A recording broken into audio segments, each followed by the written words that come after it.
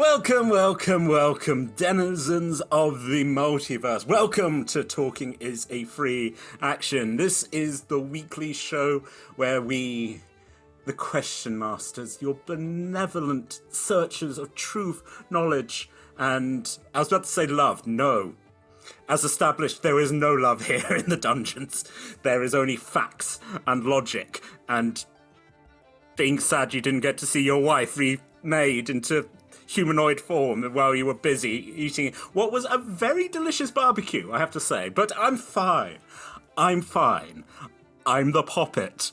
The Poppet is always fine. Anyway, so what are we doing here? Mostly mucking around, but the pursuit of knowledge and facts. Here I have scooped someone from the material plane. I'm an archaeologist, I believe, the first in our show. This is Xerius. Xerius, hello. How are you this? I was about to say evening. I'm not quite sure what time it is, but how are you feeling, old fellow? I know that feeling. I live in a cave, so evening, morning is very much a matter of mind. Again, I think we're on similar wavelengths here. Let me explain. So Xerius here is going to, for over the next 55 minutes, go through my labyrinth of lore. He's going to solve some puzzles, answer some questions, and I know, and you, watching at home, know, that it's not just Xerius. Oh no, there are it's elephants all the way down. There is a higher being in what my associates know as the Royal World. A being known as Sean. Now, Xerius, if it all gets a little bit too hairy, simply cry out, "Talking is a free action," and I'll play around with the metaphysics, and I can have a word with Sean, and you will probably evolve. You won't get crushed or burnt, and no one has died in the dungeons yet. As I just make sure I've got the correct dice. Xerius, any quick questions before we get going? I mean, last I knew, I was heading back to the wall from almost releasing Umbrivore, so it's all a little bit strange for me.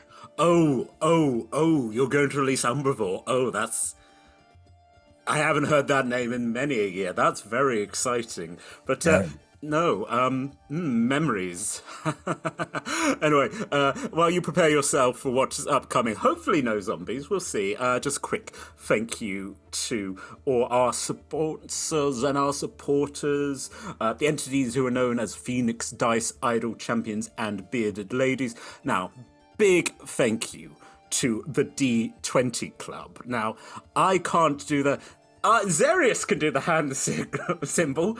I can't. The being higher than me can't. Weirdly, Amaryllis, Xerius' friend, can. It's a weird meta. Anyway, the D20 Club, they provide us with 1 gold piece or whatever it is in your world.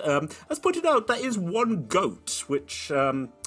Anyway, if you can't join us here in the dungeon, the labyrinth, got to use the official title, you can find us on the podcasts. Simply look for Roll Together RPG, and if you look for Roll Together RPG on most social media, then you will probably find us. Xerius, if you care to go into one of your packs, I believe you might have something which is known as a dice. Do you have a couple of those? No, I appear to.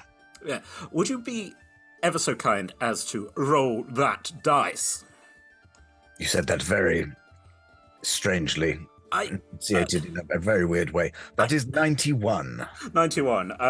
As you notice, I do put my emphasis in the weirdest places. 91.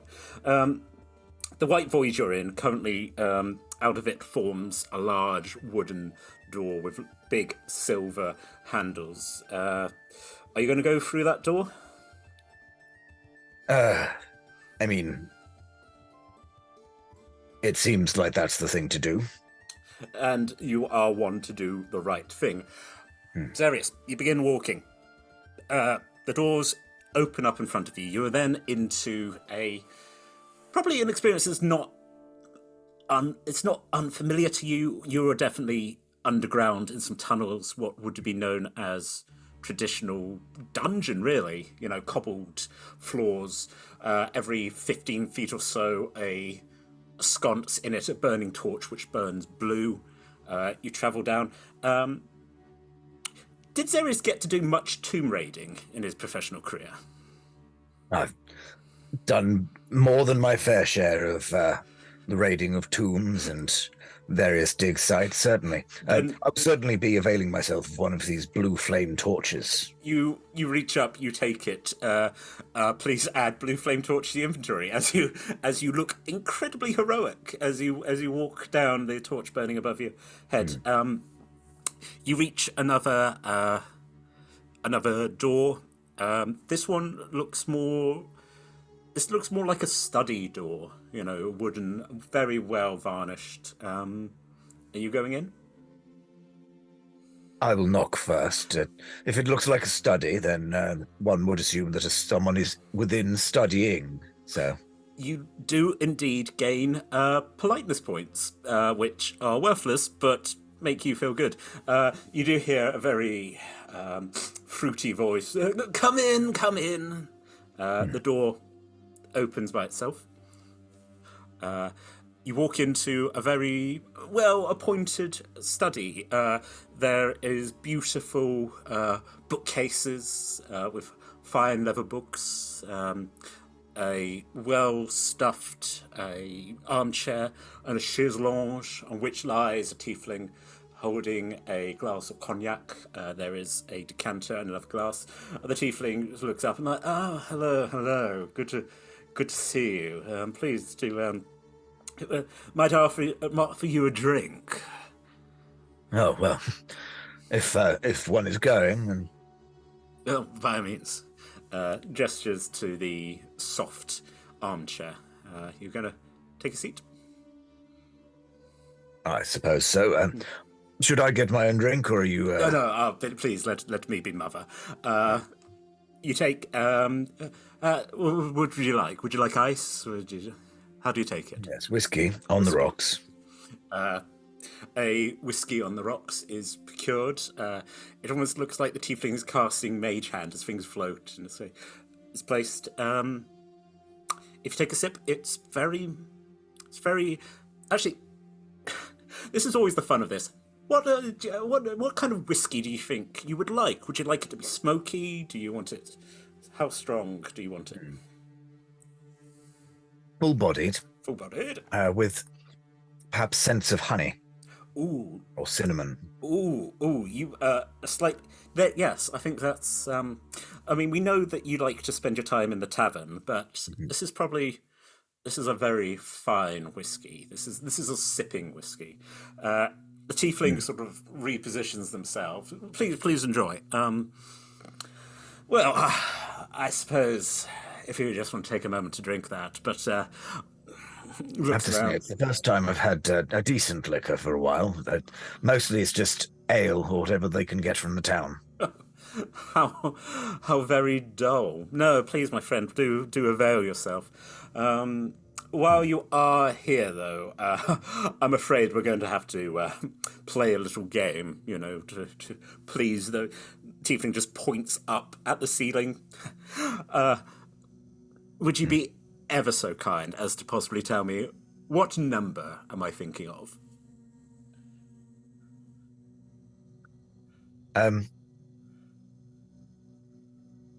Xerius is going to telepathically talk to the tiefling and say, "What number are you thinking of?" Try not to think of it. Would you like to make some sort of roll? Is it performance deception? You know, or I think intelligence. Yeah. I mean, I'm not the most charismatic, so I don't imagine any of these are going to be particularly. It's beautifully blunt, you know, rather than like flowering it. You're like, yeah, but what are you thinking of? Yeah. Yeah. Yeah, I guess. I mean, none of them are particularly good. I'll go deception because my angle is I'm going to try to coax the tiefling into not thinking about the number. Yes. And thereby they'll think about only the number. And we rolled only an 8. I think you get a. I do again mentally. Just I do appreciate the effort of 16. You're not going to get me so easily, though. Fair enough. If I look around the room, can I see any recurring patterns or anything that might give me a hint as to a favorite number? Ooh, beautiful. Yes. What would you like to, folks? I'm used to running Blades in the Dark, so I'm just used to being able to go. What do you like to roll? Yes. I could give you perception. I can give you investigation. I can. Yeah. What would you like? I will 100% go investigation if given the choice. I think that's fair. I think having had the no, as you just sort of your weathered eye goes across. Let's have a look. I mean that is a 14, but it's not high on the dice. Okay. You go. It's the sort of thing that you would feel like if you were trying to work out the tieflings like secret password for their underground lair, you could probably start working it out, but you're like, I don't know if that's going to help me numerically. Although you do see like a little sort of framed portrait up on the, and it's a group of tieflings that if you were, I'm saying that maybe you're just a little bit too far away to be able to count how many tieflings. Maybe if you got up and looked at it, you might be able to.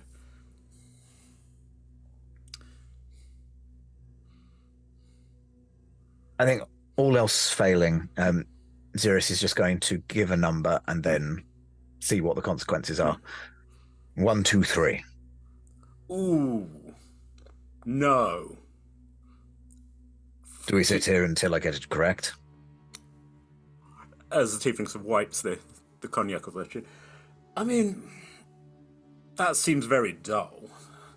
I mean, my new friend, you seem the sort that you must have a story to tell, maybe a joke. Why don't you tell me a joke?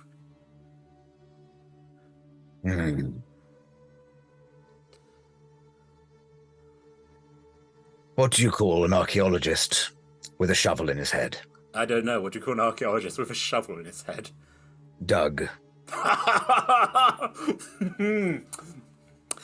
Downs it. That is probably the 16th funniest joke I've heard. How many jokes have you heard?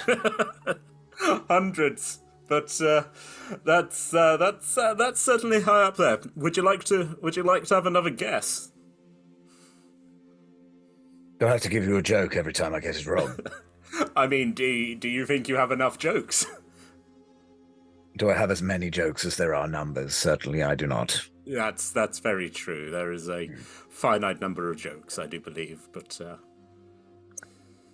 All right. Let's think outside the box. Pie. Ooh, that is a... Well, again, if I wanted to be a cheeky little soul, I would say my number does eventually turn up in pie. I do believe all numbers will eventually, but no, that wasn't the... I mean... Again, sort of taps their claws in their cheek. I mean, you've made me think of pie now. I mean, do you want to be cheeky? Because you seem like a cheeky soul. Do you want to say that it's pie, or would you like to tell me another joke? That does rely on me having 2 jokes. I mean, it was a good first one.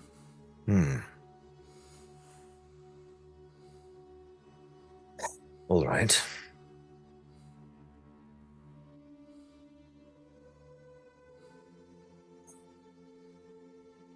What do you call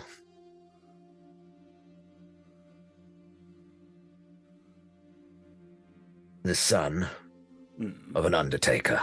I don't know. What do you call the son of an undertaker? Will. The tieflings are like, there's a slight spark. I can see why the first one was your go-to one. That's not bad, friend. But Yes, I'm afraid certainly quite formulaic. Yes, but I'm sure, you work through them. Um, I'll tell you what, have one last guess at the number, and then... Actually, have you finished your drink? Oh, Xerius will have certainly finished the drink. Then, tell you what, have one last guess, and then I'll let you be. Hmm. All right.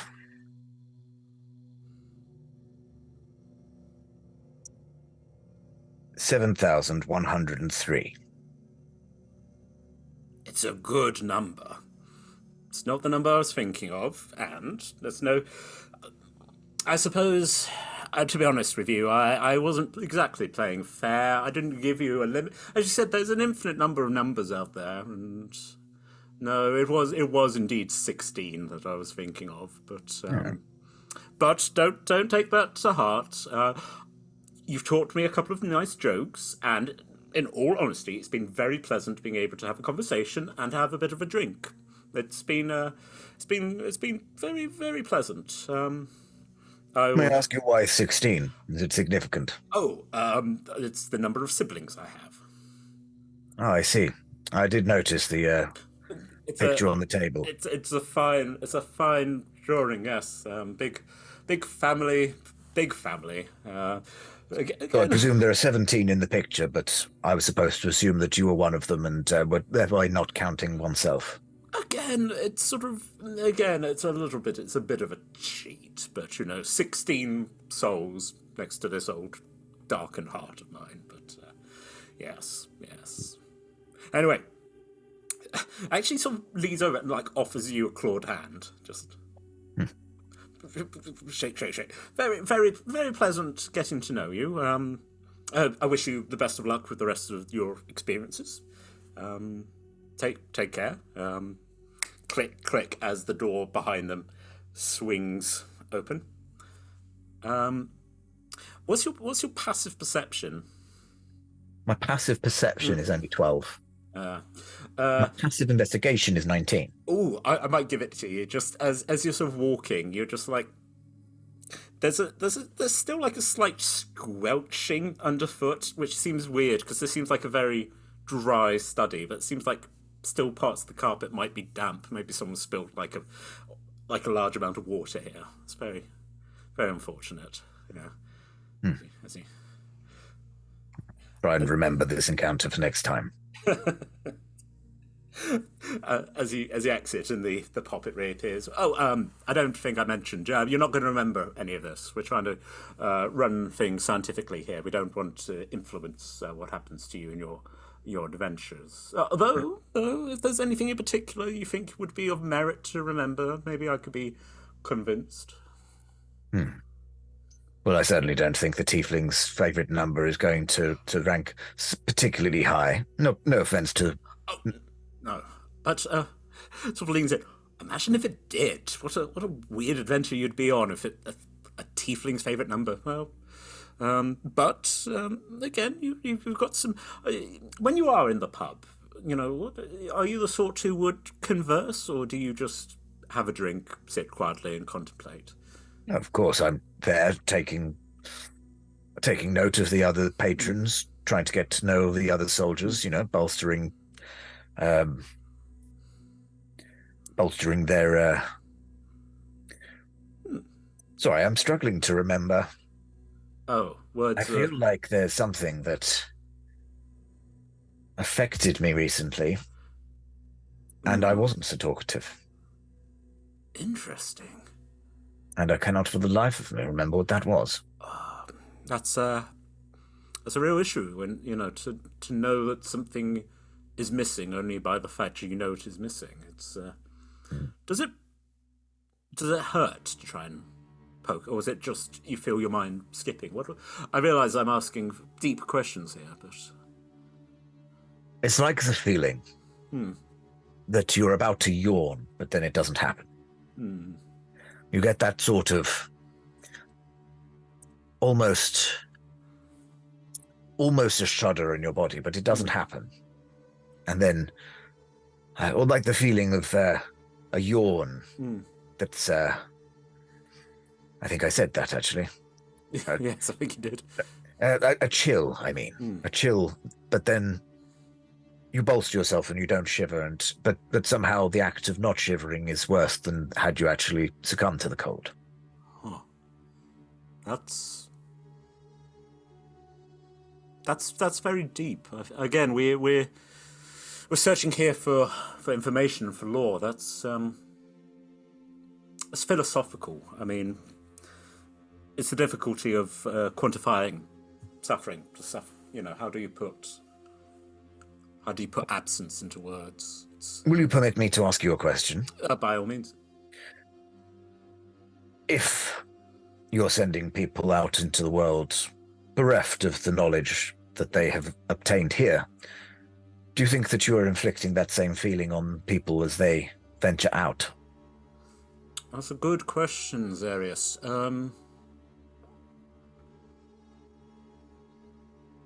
Very possibly. I mean, I can't argue that what we do is ethical. Simple as, But I think there is... Well, it all gets into free will as well.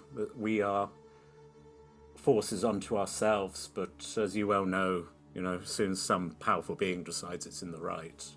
Yes, I suppose for you, your absence, your lacuna, as they say, you are at least aware that there is something that the chill you try and hold back, but we just piecemeal, edit like a rug, cut it out and stitch it back together and hope that.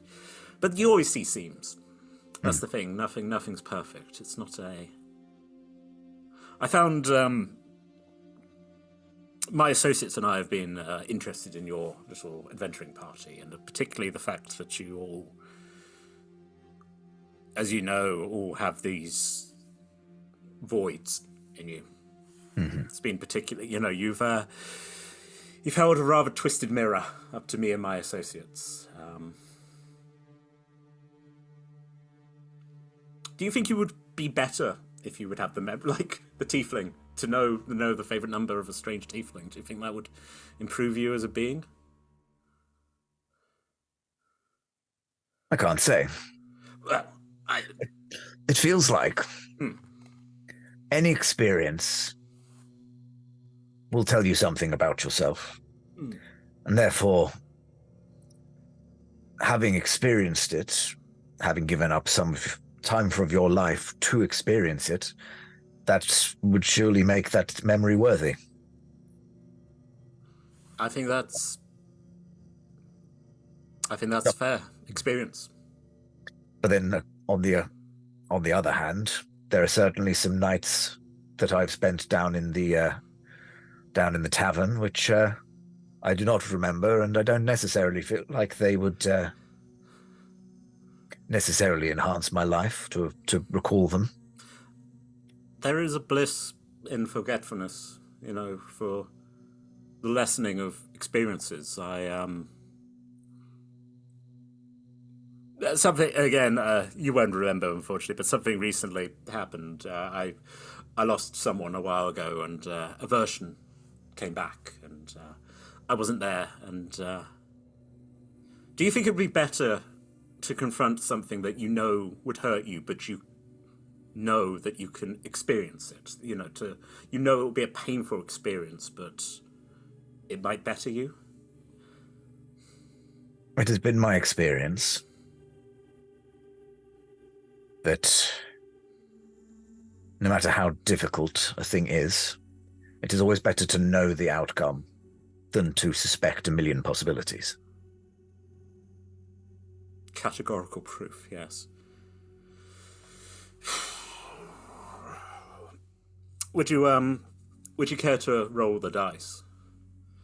Certainly. I'd also like to point out, Xerius, when you kept saying yawn, the Poppet didn't yawn, but the puppet did. It was interesting. That's a 63. A 63. Marvellous. Having had a very deep philosophical question in the corridors of this dungeon, you do begin walking along, Another corridor. You still got your blue torch held up high, well lighting the way. What's in front of you now is a simple wooden door. Would you care to enter? I shall, of course, observe the rules of propriety. I shall knock first. Folks, this is going to be particularly interesting. Xerius, you hear two voices answer. Who do you love most in the world?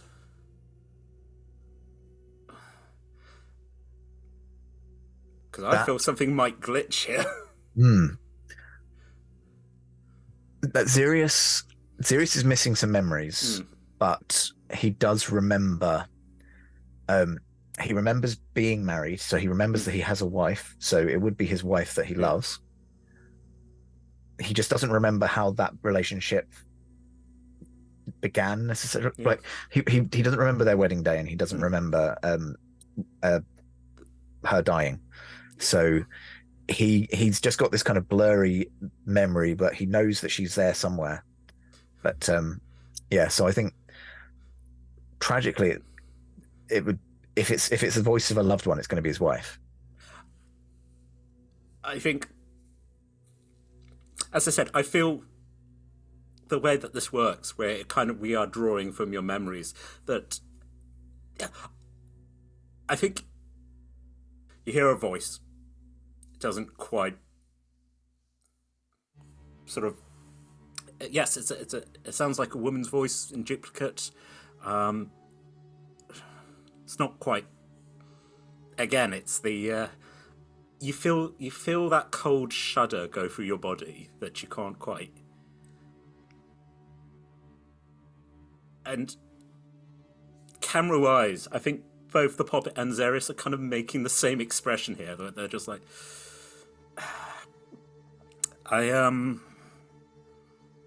sorry, Xerius. Do you mind rolling again? I think. I think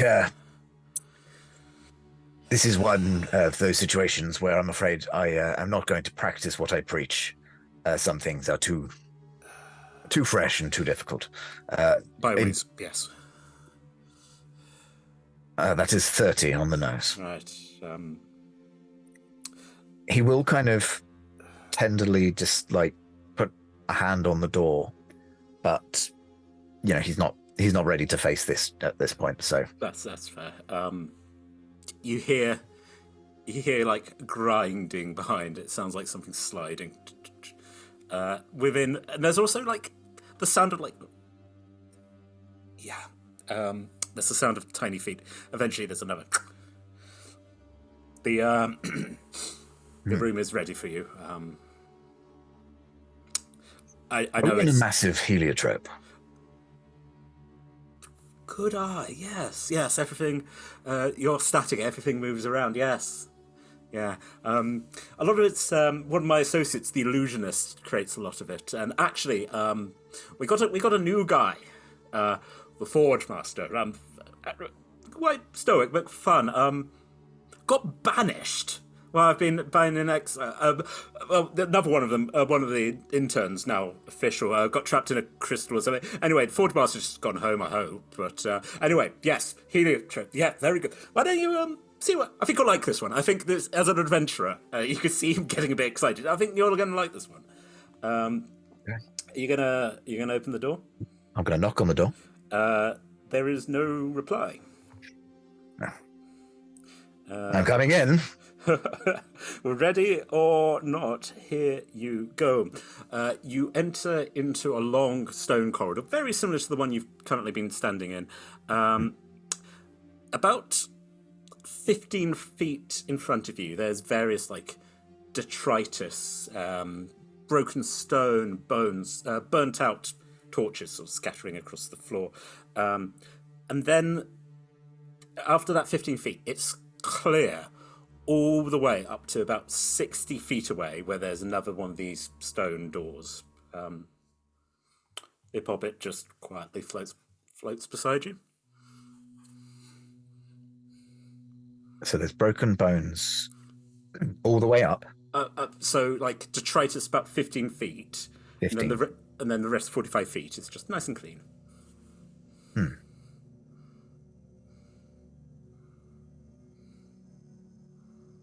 Okay. Can Xerius just pick up something? As an archaeologist, he's not squeamish about bones or anything like that, but out of respect, we'll be picking up something that is inorganic. Fine. Sort of lump of stone, like fallen from the How big a piece of stone do you want? I mean, he's not weak, so I think something fairly sizable, something that would resemble a kind of foot if enough weight was put on it. Means He's going to go up to the edge. By the way, I feel absolutely no shame that I know exactly where we are, but I also feel like Xerius would know this. And again, we've established that you have been. This is your bread and butter to go into. Yes, you're one step away of pouring sand into a bag. This is your domain. Yeah. Yeah, is going to step up to the edge and just throw the rock to the point at which the detritus ends. You throw, the rock hits, crumbles. There's a, and then the floor just pivots, drops down. I think again, there's torches all the way down. You can kind of non-bothered, sort of peer over, and you can indeed see a series of sharp metal spikes, bones. A couple of impaled warriors down there, a wizard just lying there. Yes, as you look. Classic. Classic. Okay. I will cast Spider Climb and I will walk on the wall. Absolutely beautiful. I'm going to even say, you didn't even break a sweat. This is Adventurer Archaeologist 101, as you just boop, boop, boop, boop, boop, boop, boop, as you walk, drop. The Poppet on the other side is like, very well done, solid. It's nice to see a professional. Yes, you successfully get to the other side. Would you? I tell you what. Looking at time, we're making good time. I think I'm just going to say talking is a free action, and we'll catch up with you in a moment. Whoosh. Hello to Sean. Hello. Wow. For a campaign that's absolutely full of our secrets and hidden memories, I'm like, let's talk about them. Let's also talk about loss and importance of how are you finding the campaign so far? We're 3 episodes, well, coming into episode 4 next week. How have you found it? Almost done. Yeah. Yeah, it's really enjoying it. Although I don't think anybody's really going to believe that we're still recording this in between, given that there will be a very significant facial hair change. That is always the fun thing for those who just like. I particularly liked when Nexus Revolution was happening, and Ali had a fine moustache, which disappeared. Yeah. Yes. We retroactively saying we had a lovely time. Yeah. I mean, I'm remembering up to the point where I obviously know that we're going to be streaming this, and I mean, it's been so much fun. Like, and even more to come. I don't feel is a spoiler too much to say. No. It was it was a good 4 episodes. Strong. We keep saying this. Strong characters working together. How are you finding Xerius compared to some of your other characters? I think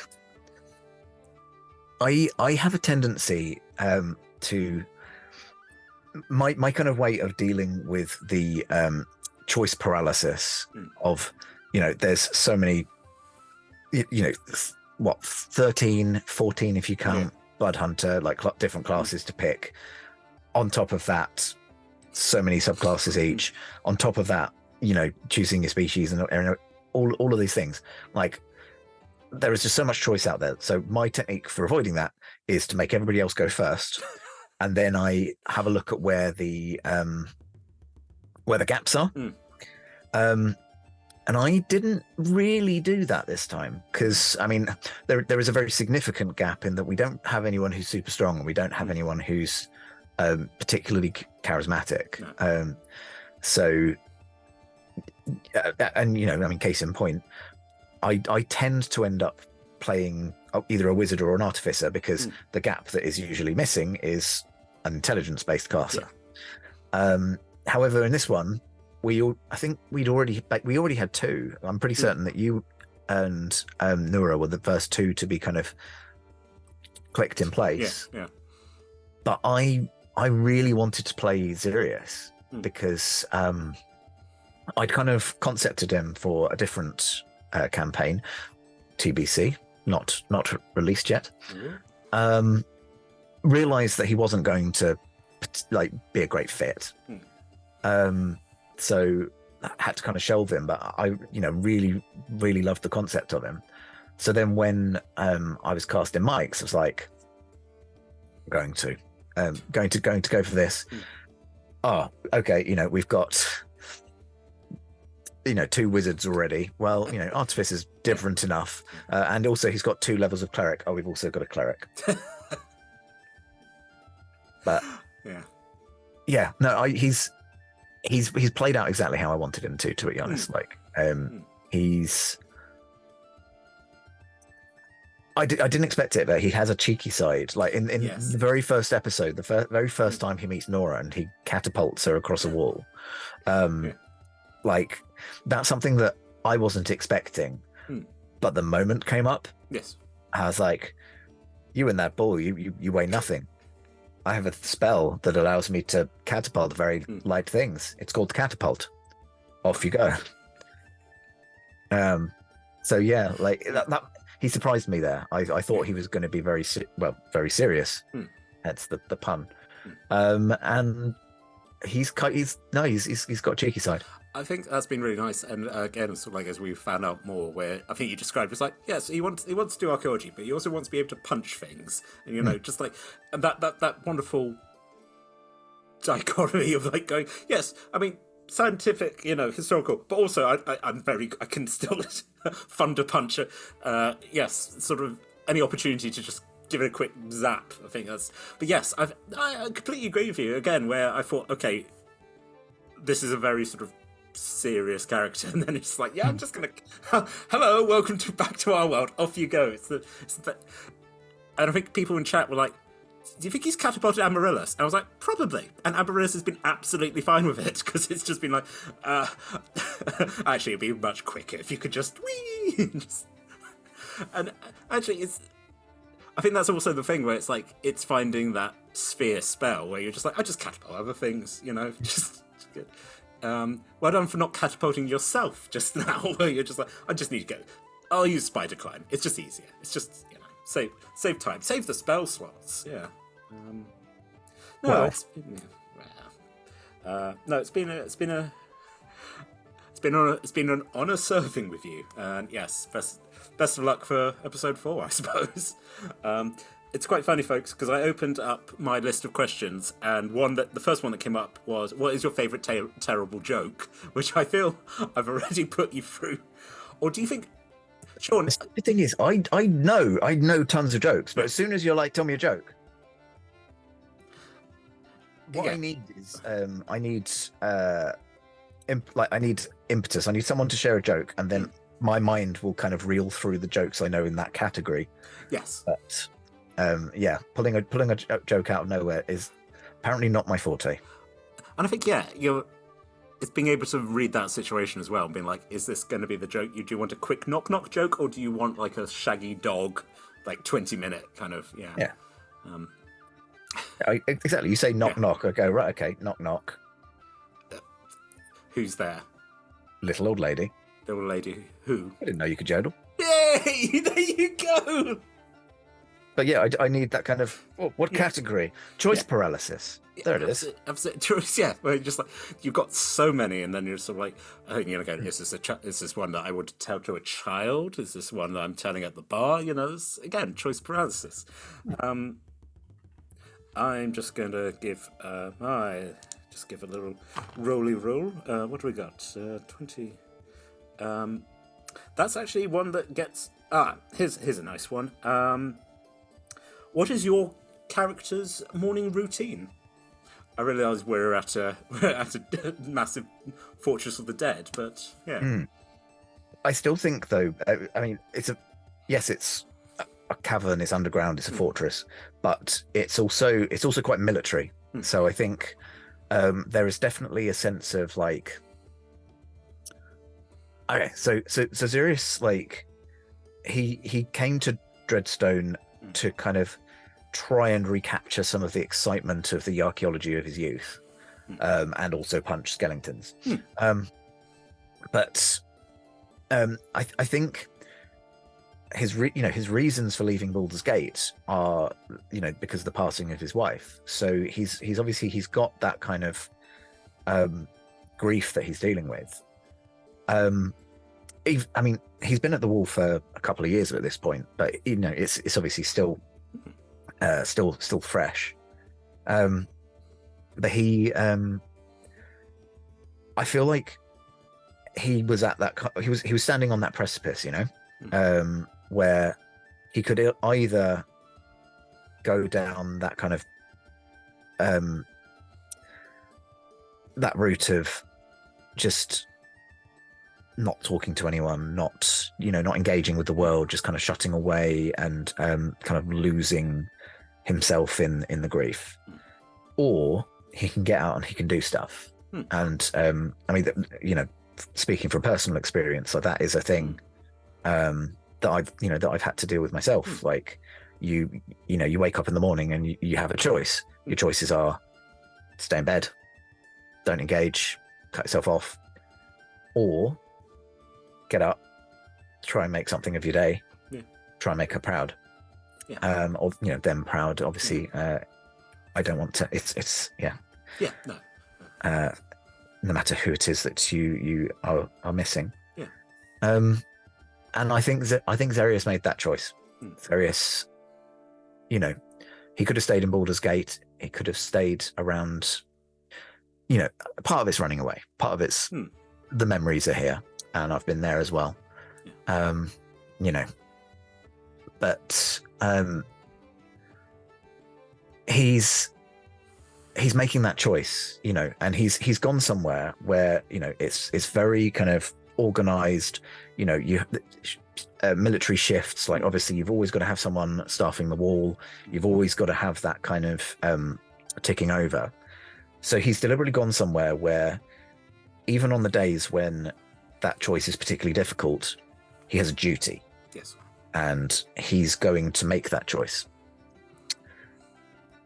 So I suppose answering the actual question, whatever shift pattern he happens to be on, he's up on the hour, probably a quick jog around the perimeter. Not the perimeter, because that would be outside. He just leaps the wall. Like, hey guys. Nothing like being chased by zombies to get the heart racing. Again, yeah. A quick jog, breakfast, probably at the Sword and Stein. Just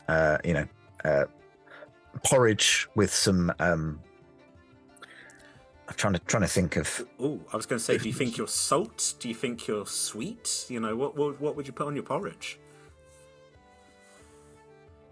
I think Xerius is. He's probably.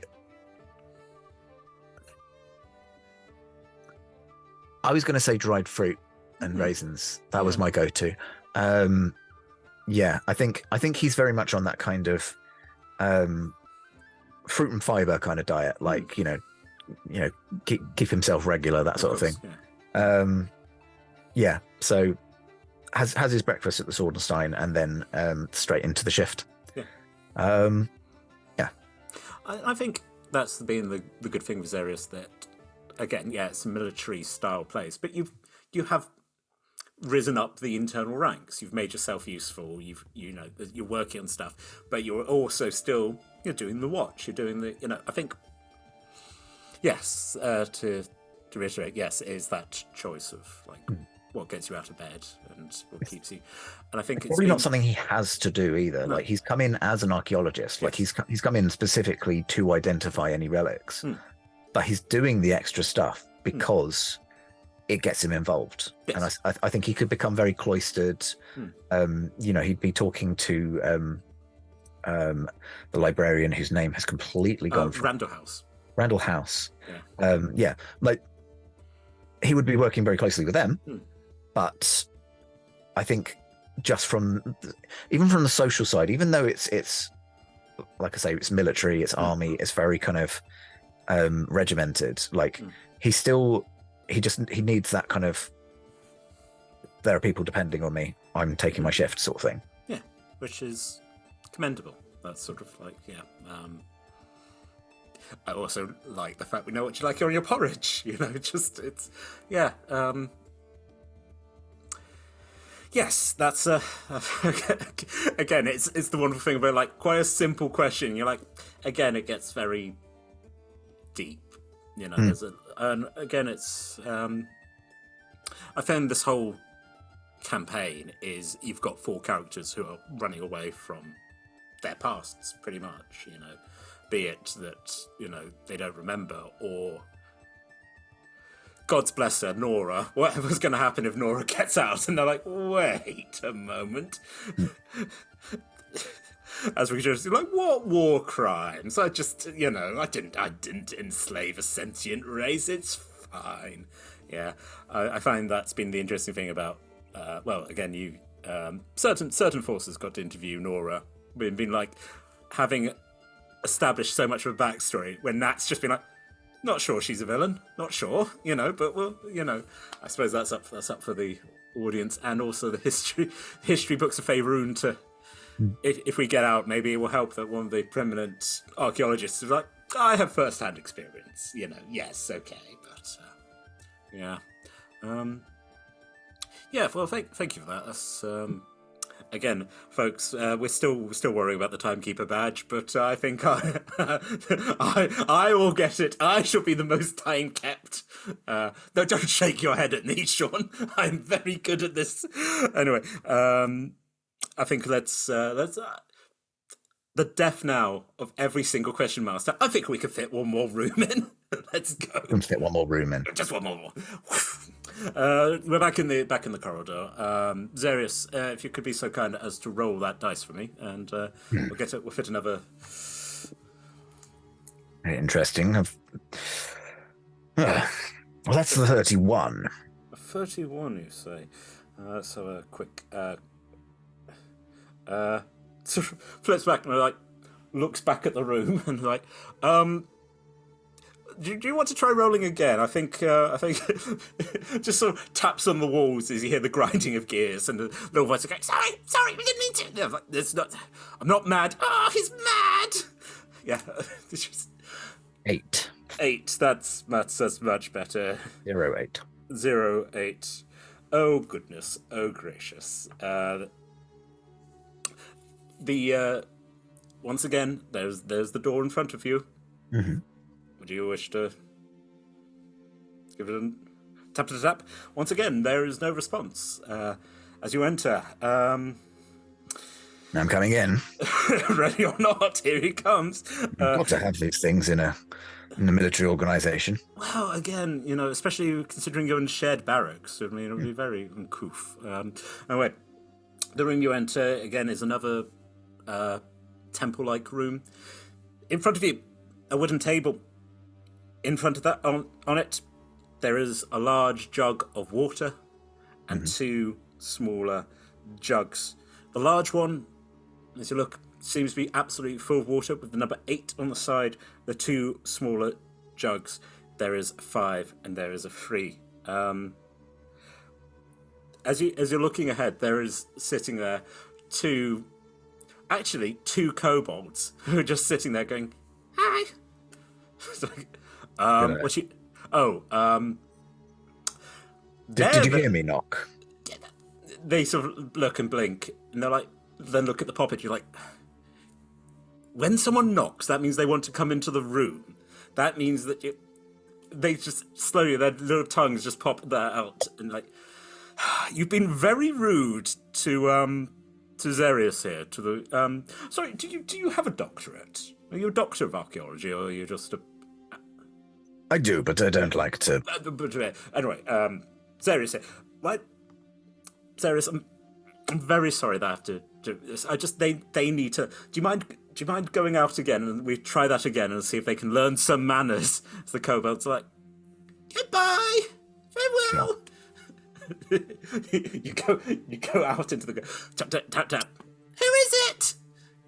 It's Xerius, Serene Potent Worm. Oh, what do you want? I would like to enter. Good. Let's talk. Should we let him in? Yeah, we should let him. Okay, you can come in. The Poppet is literally just sort of rubbing his nose, going, and looks at you and just like, thank you for that. They mean well, but they're learning. They're very sweet, mostly because they mostly subsist on jam. Let's try this again. The door is open. The kobolds, which you notice, they've swapped seats. They're like, hello, welcome. Like, right, Xerius. Mm-hmm. In front of you, there's 8 liters of water. Now, each of these sweet little kobolds need 4 liters of water each. Too much, and they're going to get a tummy ache. Too little, and they're probably not going to be hydrated. How can you make sure that each of them gets exactly 4 liters? So here's the point where I think I'm going to not because I don't feel like I can do the room, but I'm going to say talking is a free action purely because I did solve this properly as old Georgie. Yes. And I feel like it would be quite boring for the audience. We just go solve it. Do you think Xerius would solve it? I think, in all honesty, I think Xerius is cleverer than old Georgie. Old Georgie's very clever, and they share the same intelligence score. But old Georgie's old Georgie's intelligence should really probably be wisdom. But again, I kind of needed to be the intelligent one in the party. I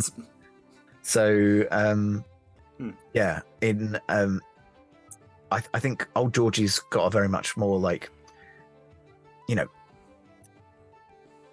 if he'd applied himself, they could have been the same. But Xerius was the driven kind of went for what he wanted kind of one. Old Georgie was very much like, I've probably got a destiny. I was left at an orphanage in very auspicious way, and I don't want to deal with it.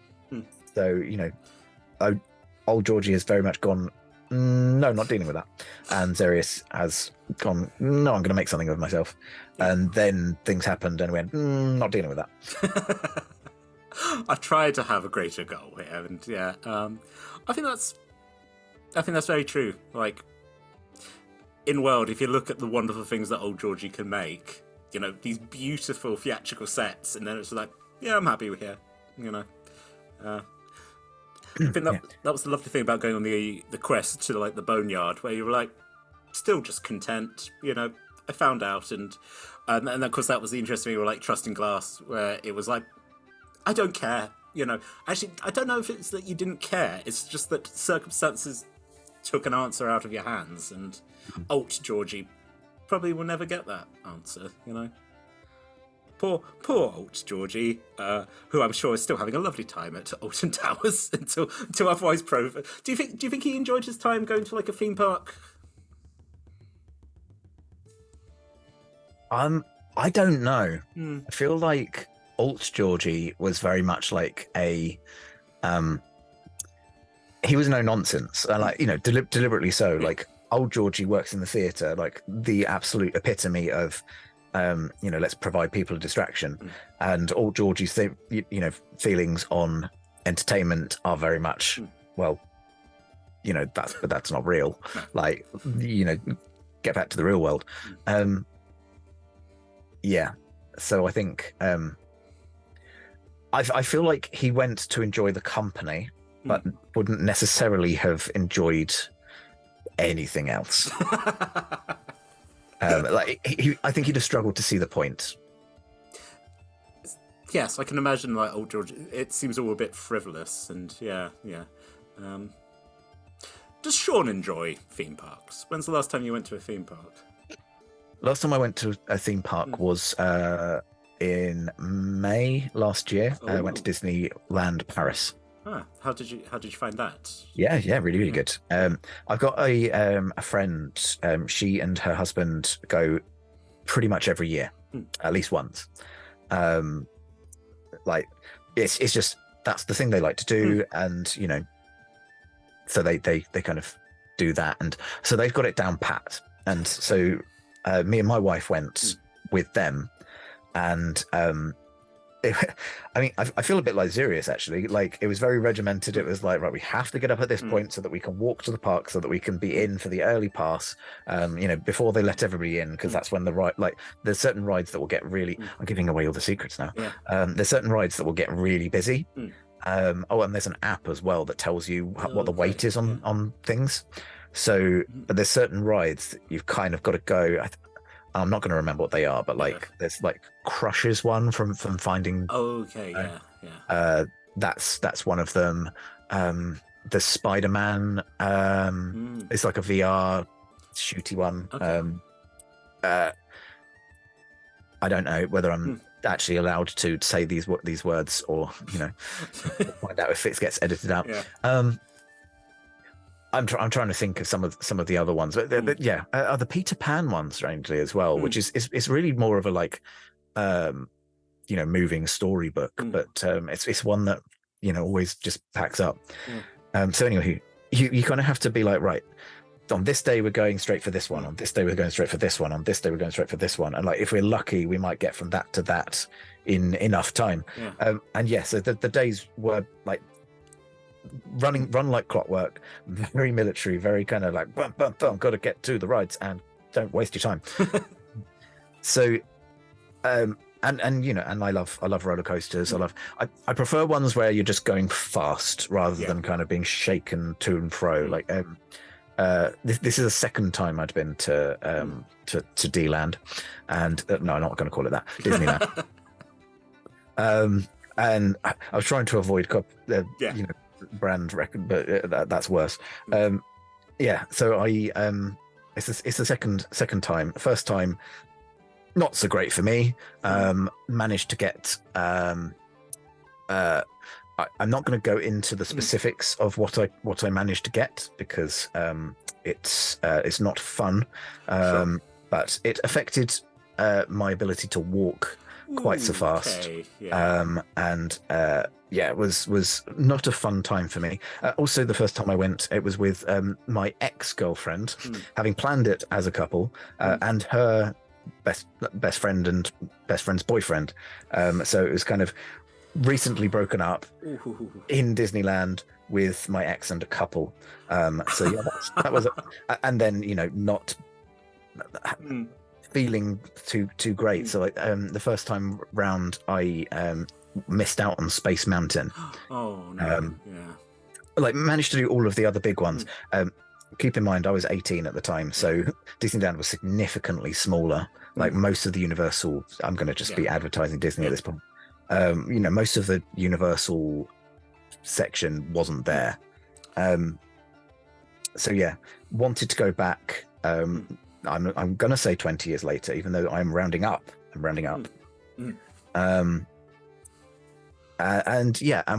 my wife and, again, another couple, but with friends, we had a couple of other friends join us afterwards as well. And it, going to it as an adult is just, it's just great. It's just a great place to be.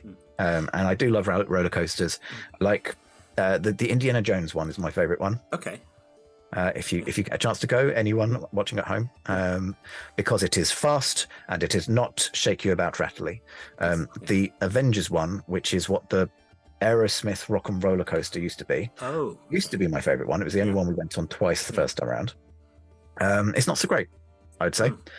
Not like the experience was fine. Like, don't get me wrong, like I love the Avengers and Marvel and all of that. It was literally just the ride because it was a lot of like and also I had to take my glasses off, so I couldn't really see a dang thing. It was just a lot of having my head shaken around. Didn't like it. No. Indiana Jones, loop de loops, love them. Yeah, going in one direction. That's the thing. The last time I went, I was young. I went in like 1996. Rock and Roller Coaster, great. We watched the parade start, and then we were like, a lot of people aren't going to be going on these big things. So we went on me and my sister went on the Rock and Roller Coaster multiple times. Did the Haunted Mansion. There's never a more terrifying time to hear going down. Loving an elevator, and then oh my god.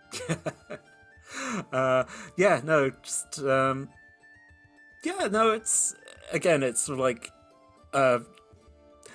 I think again it would be very interesting to go back as an adult to be like, I can now go. I don't think I went on Space Mountain because I was like I was a little bit too little, and I think my dad went on and was like, I don't feel well, and I was like, oh no, my papa, you don't feel Space Mountain. I did go on it last year, and it's good. It's good. It's nice and enjoyable, but it is another kind of slightly rattly one that I again had to take my glasses off for. So, as a fellow glasses wearer, I know the pain. I think I went on a roller coaster a few months ago at like a pier, and I had a friend who wanted to go on all like the pier rides, and I'm very tall and big. She is not, so she was literally being thrown around. I'm like kind of holding on to her a bit like, okay, you're not going to fall out of the roller coaster. She's like, I'm going to die. I was like, well, if you do, you're going to go in the sea, so maybe you'll have a chance. But going on the dodgems. And yes, I think like you, where I'm like, I'm being battered about. I'm like, this isn't fun, this is just pain. Those are definitely not a thing to do when you're an adult because you're too big for the cars at that point. Yes. I remember my parents live on the coast, and I was there. I mean, this is years ago now because my nephew is 18 now. But when he was a lot smaller, took him on like the rides, down on the coast.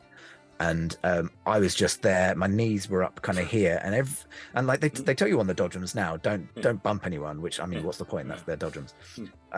But yeah, driving around, and literally it just came out, and my knees were all just bruised. I was just like, this is not a good day for me. I mean, he was enjoying it, but not for me. I think you can probably tell. I am a big fan of roller coasters. I'm not a droppy person. You mentioned Haunted Mansion. Didn't go on that one. I can take the horror a little bit. I'm very easily scared, but I don't mind that as an experience. I mean, I say this. I'm pretty certain I blank refused to go to the Saw one with you and Nat. Yes. Having been invited, I can't think of anything.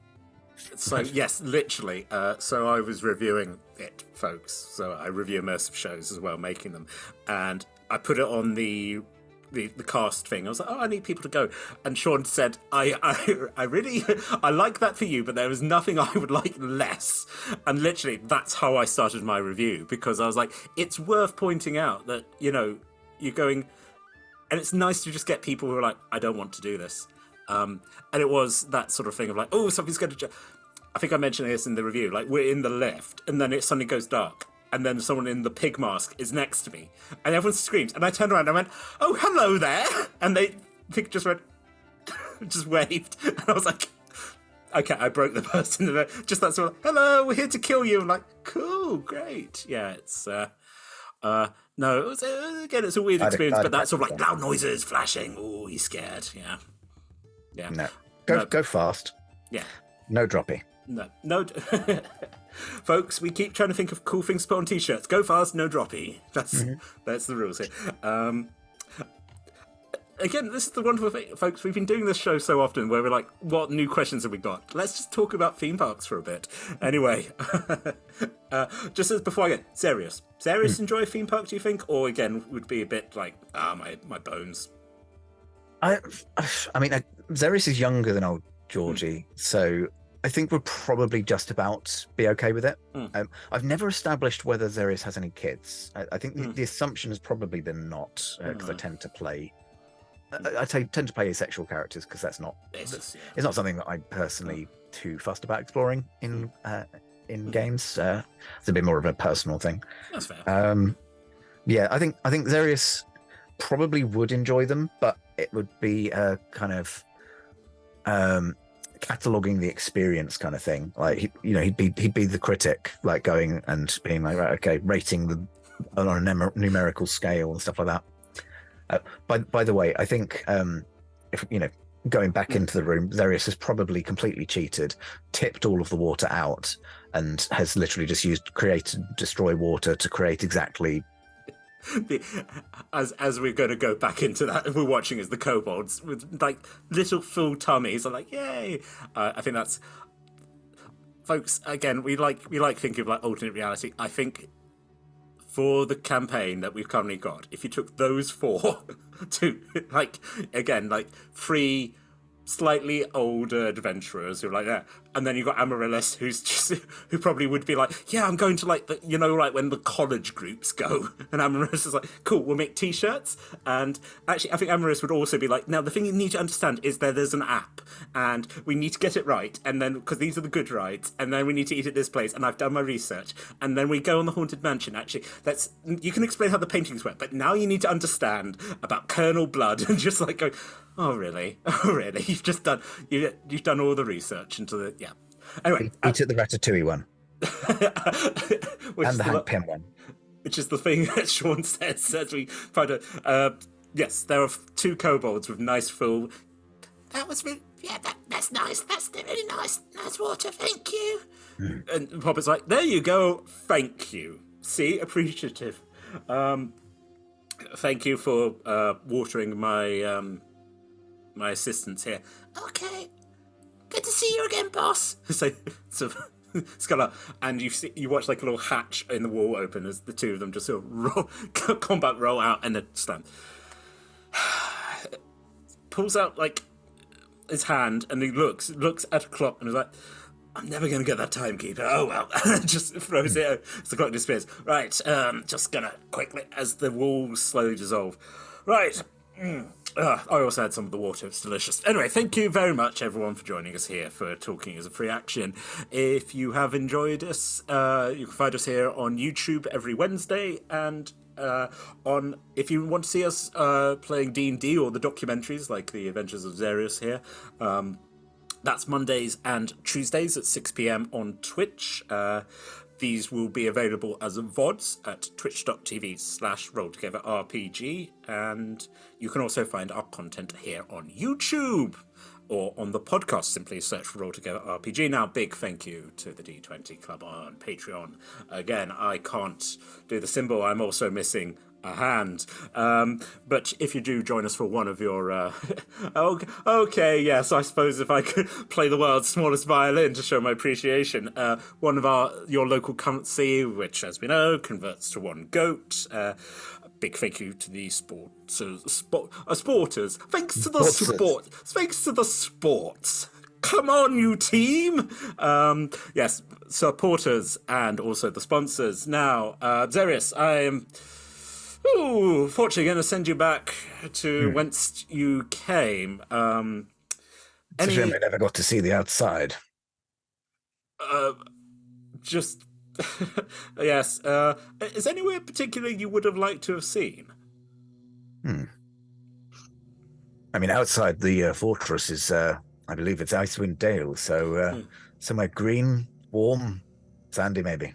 A portal opens, but just as you're sort of heading through, you get that sort of like thing, and as you like turn back, you do get the, there's the crow of seagulls, and there's the sand, and the Some would even say that in the distance there might be a nudist beach, but we're not going to show that on stream. No, no, no.